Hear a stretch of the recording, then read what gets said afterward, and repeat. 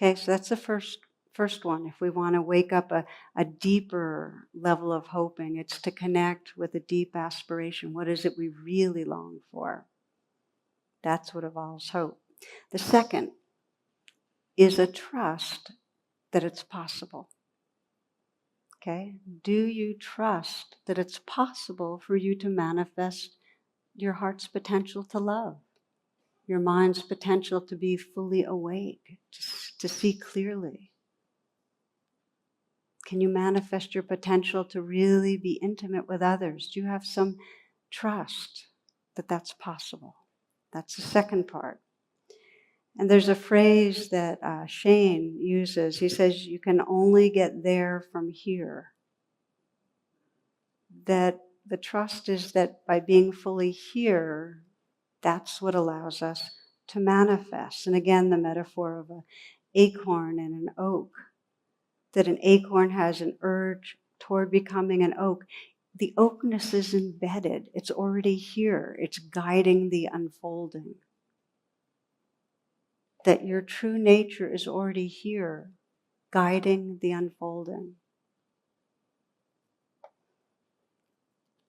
Henry David Thoreau says, though I do not believe that a plant will spring up where no seed has been, I have great faith in a seed.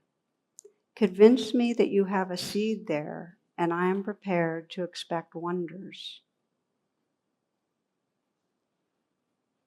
One way to consider this, and I find this really powerful, is to sense that your future self, the oak tree, is calling you to manifest.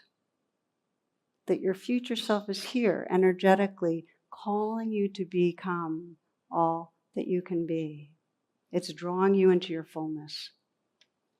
And I can share for myself a story that kind of tuned me into this in a very profound way.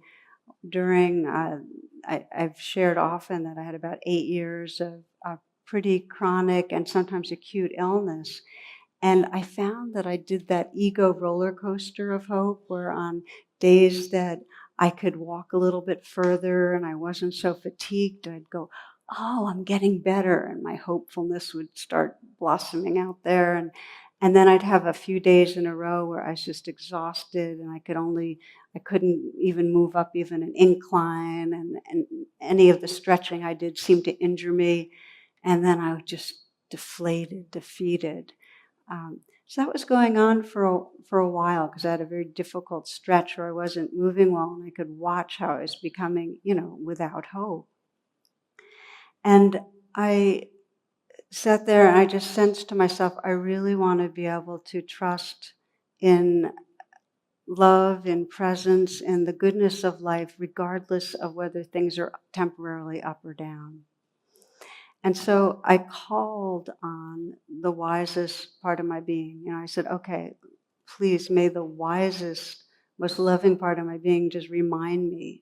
May I trust this? And I kind of imagined my future self. I imagined the self that was more mature and more evolved, more awake than this person doing the roller coaster. I said, teach me about how to be at peace however it is. The person that was maybe, down the road 10 years. And it wasn't like I was imagining a physical self as much as kind of an energetic, wise space of awareness that had manifested more. And so I actually sensed it lurking, and I just said, okay, fill me. Let me sense what it's like to be my most evolved self. And it was like my awake awareness was calling me, so I just filled myself with it. And when I was in my room at that point, because I wasn't even able to go down to the river where I usually walked on this very flat path, I had to stay home. And when I opened my eyes, the light was kind of, the sun was really kind of reflecting off the leaves of a fern that was hanging in my room. And the leaves, I could see the precision and the magic and the mystery of just this simple, ordinary fern leaf that to me was like divine. And I realized that when I called on my future self, my evolved self, right now was entirely not just okay, it was filled with the sacred. So that became more and more of a practice of what I now call calling on my fearless heart or bodhicitta, the awakened heart mind. But I find it helpful sometimes to think of it as our future self, what we're evolving into, just to call on that, and it's there. And that was the power of the realization, was that what I was calling on was already here. And that's where trust comes in, that you can trust you're evolving because the seeds of your Buddha nature are already here and you can contact them. Okay, so there's aspiration, there's trusting that who you're becoming, the seeds are already and always right here. You can only get there from here. The third area that I mentioned is that we engage, that we get active towards that manifestation, that we dedicate energy. And if you trust that's already here, it actually enables action. So if you long for freedom, you'll dedicate more to the practices of waking up from mental stories. And if you long for love, you'll dedicate yourself more to relationships. And if you long for serving in the world, you'll act to heal our earth or to reduce social injustice.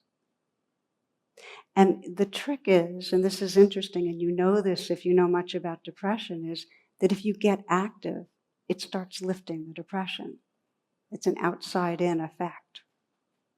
So I've named the three pieces. I'm going to tell you a story now, again, from the monk Namoto. But I want to remind you of the three pieces so you can listen as remembering them. The first is aspiration, that you remember, oh, I care about this. The second is there's some sense of trust that something's possible. And the third is that you engage energetically, okay? So for the monk Namoto, he at one point got very sick. After spending a number of years working with suicidal people, he'd respond to every message anybody sent to him. He was absolutely 24/7 on the job. And when he got sick, people didn't really reach out to him. And people, he got these kind of responses like, well, I need help. I don't need to be waiting for you to get better. He was really surprised. It was very isolating. But he decided he hadn't been doing something right and that he really needed to change the way he worked with people.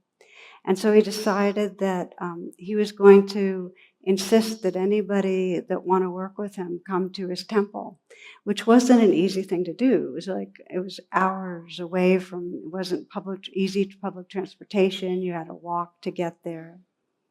But he set it up that way, and far fewer people came to work with him. But those that did had a much more deep kind of transformation.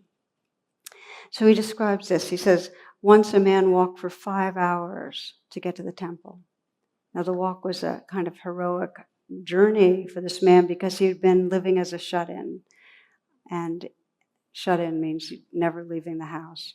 Now, suddenly he was outside in the sun, he was sweating, feeling his body move. And as he walked, he thought about what he was going to say. It had been so long since he had really spoken to anyone, and now he was going to be expected to explain his most intimate feelings to a stranger. He sweated and thought as he walked, and when at last, after 5 hours, he arrived at the temple, he announced that he had achieved understanding and no longer needed Namoto's help, and he turned around and he walked home. So what happened? Okay. Well, first, he recognized that he wanted healing. He had aspiration. And he had some trust, some sense of possibility. And it was through the monk's energy. The monk gave him that hope that something was possible. And by the way, trust is contagious. You sometimes might run into somebody that has touched into a certain kind of healing or has a certain kind of devotion or certain kind of faith themselves, and it's contagious in a good way. It lets you sense, oh, this really is possible. So that just being in that kind of a field with Namoto, that faith was there. And then he dedicated energy. That hope activated him in a way that he sensed his body come alive. He had to reconnect with the flow. And in that process, he had found what he already needed. On a very biophysical level, hope was there. This is Barbara Kingsolver.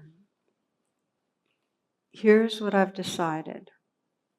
The very least you can do in your life is figure out what you hope for. And the most you can do is live inside that hope. Not admire it from a distance, but live right under it, under its roof. What I want is so simple, I almost can't say it. Elementary kindness.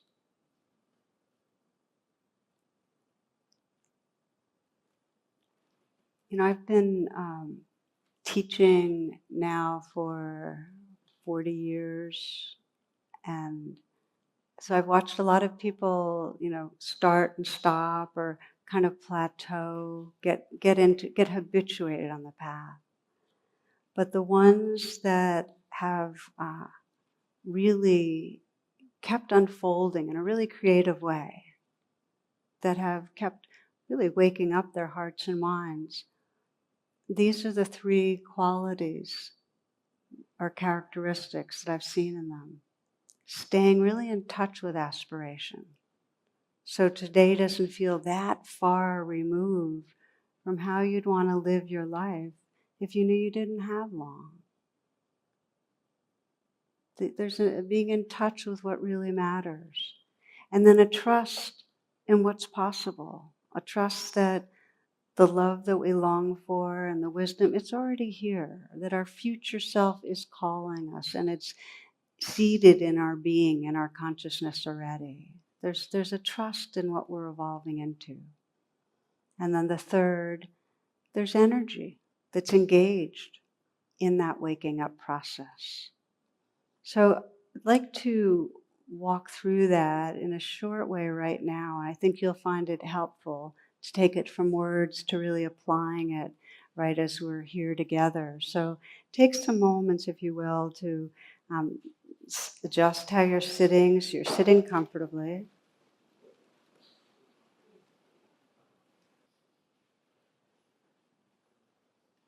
And take a few nice full breaths and let yourself collect your attention, your energy with the breath. Breathing in fully, exhaling slowly, letting go. A few full breaths.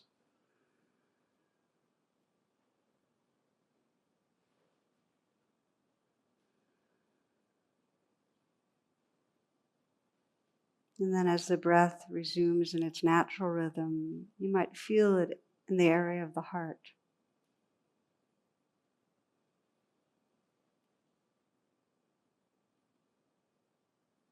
Listening to and feeling your heart. And sensing that inquiry that if you were at the end of your life looking back, what would most matter?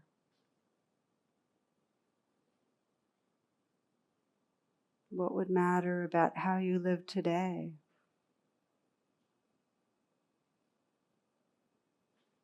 If you're at the end of your life looking back, what would matter about the quality of your attention or presence or heart right in this moment? What matters?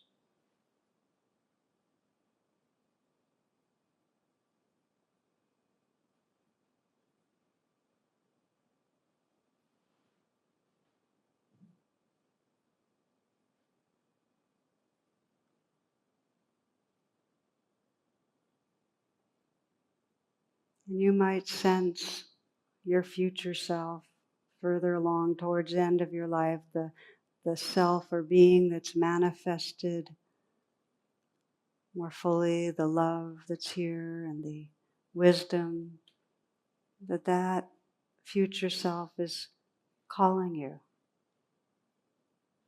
And you might sense how that future self is experiencing this moment.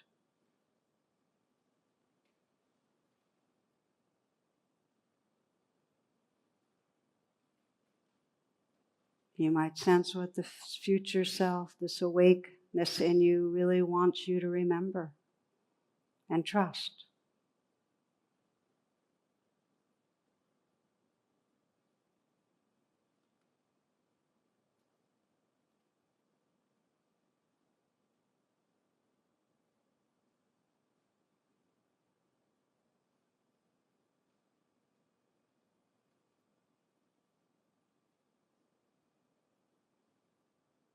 Just listening to the message or wisdom of your future self on what you can trust.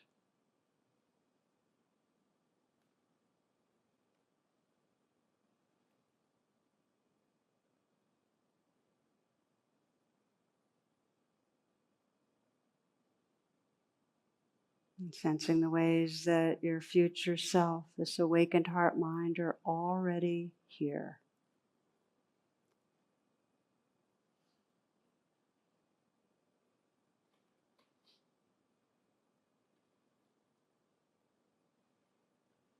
And then the third characteristic, which is engaging. What step this moment or this next moment or tomorrow will most serve as you continue to evolve, to manifest who you are? What's important? What might be one distinct way that you could engage energetically that would support this path, manifesting, becoming all of who you are?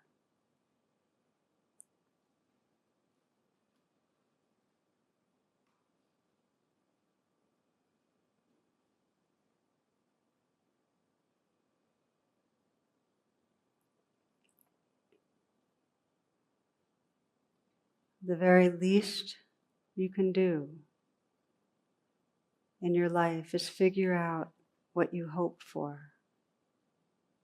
And the most you can do is live inside that hope. Not admire it from a distance, but live right in it, under its roof. What I want is so simple, I almost can't say it. Elementary kindness.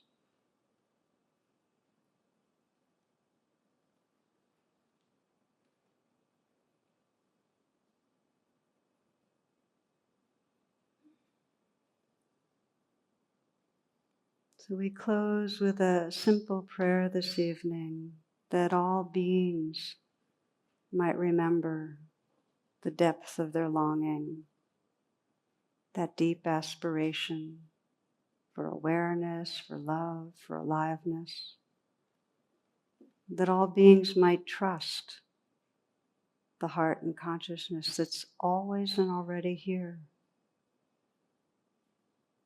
and that we may live from the fullness and depth of who we are. Namaste, and thank you for your attention.